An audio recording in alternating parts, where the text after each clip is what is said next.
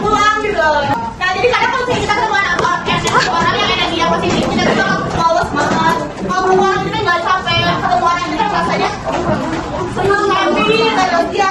Kayak kalau pas di sana kayak gitu, kayak jangan dulu pulang gitu. Eksternal, apa faktor eksternal teh? Zahra, Apa sih faktor eksternal? Zahra, nitip lah. Aku lupa bawa stempel. Faktor yang berasal dari lingkungan. Coba sih makan tadi. Yang pertama ada dukungan orang tua. Nah, ketika kita punya dukungan orang tua. Oke, ketika kita punya lingkungan keluarga yang positif, di mana ibu kita selalu membantu kita dalam belajar, kakak atau adik kita selalu mensupport kita untuk belajar dan mendukung di mana sih anak belajar. MPG. Nah, itu juga menjadi salah satu faktor dalam membentuk semangat belajar. Yang kedua, fasilitas belajar yang memadai. Nah, kan ada tuh. Oke, biasanya orang-orang yang punya fasilitas memadai, misalnya anak ini teh suka prestasinya teh di bidang bahasa Inggris. Nah, si anak ini punya fasilitasnya nih, misalnya yang download aplikasi namanya Duolingo. Kak, Itu juga salah satu ini mati fasilitas lagi. yang memadai kemampuannya. Nah, kalau memang gitu, mati lagi. Mati lagi. yang kedua, misalnya di Westhan anaknya.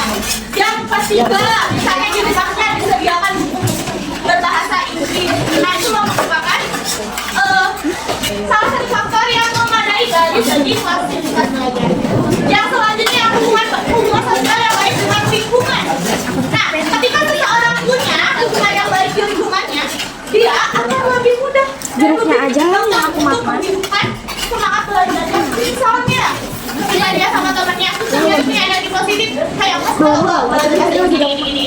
Nah, teman-temannya tuh support. Oh, iya, aku juga saling sharing tentang bahasa Inggris, saling sharing aplikasi, saling sharing materi dan lain sebagainya. Selanjutnya ada faktor internal. Nah, faktor yang mempengaruhi semangat belajar dari dalam diri siswa yaitu faktor internal. Apa saja yang ada dua kai. Yang pertama ada kesehatan fisik. Kesehatan fisik itu mencakup apa saja sih Bu? Ih, apa aku ini diem kamu teman ini dulu. Kesehatan fisik itu mencakup pola tidur yang cukup, makan sehat, terus berolahraga. Itu juga merupakan salah satu contoh kesehatan fisik. Lanjut nomor 2 ada motivasi yang kuat. Motivasi yang kuat itu seperti apa? Motivasi itu keinginan diri kita sendiri. Misalnya keinginan diri kita sendiri itu seperti apa nih? Dia lagi ngaca. Kalian mau bikin Indomie, bisa nggak sih Indomie masak sendiri buat kalian? Bisa nggak? Hah? Tidak, berarti kalian harus ngambil mangkok. Kalau nggak ada Indomie, beli Indomie. Kalau nggak ada sendok, ngambil sendok. Kita rebus, kita masak sampai matang. Nah, itu merupakan proses. Kalau dalam diri kita tidak ada keinginan yang kuat untuk membuat Indomie, maka tidak akan jadi Indomie-nya. Paham tidak? Sama dengan belajar.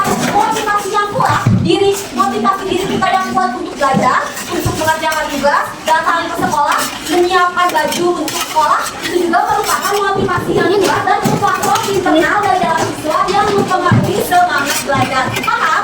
Paham. Yang ketiga adalah seperti ini. Yang ketiga adalah rasa percaya diri. Jadi, tugasnya membuat daily my life. Nah, bikin jadwal kayak gitu dari bangun tidur sampai tidur lagi. Aku bangun jam segini, OTW, mandi jam segini, sholat jam segini, sampai aktivitas aku tidur jam segini. Paham? Oke, tugasnya di PR kan ditambah ya sih kak, mau digambar boleh, gambar kamu tidur,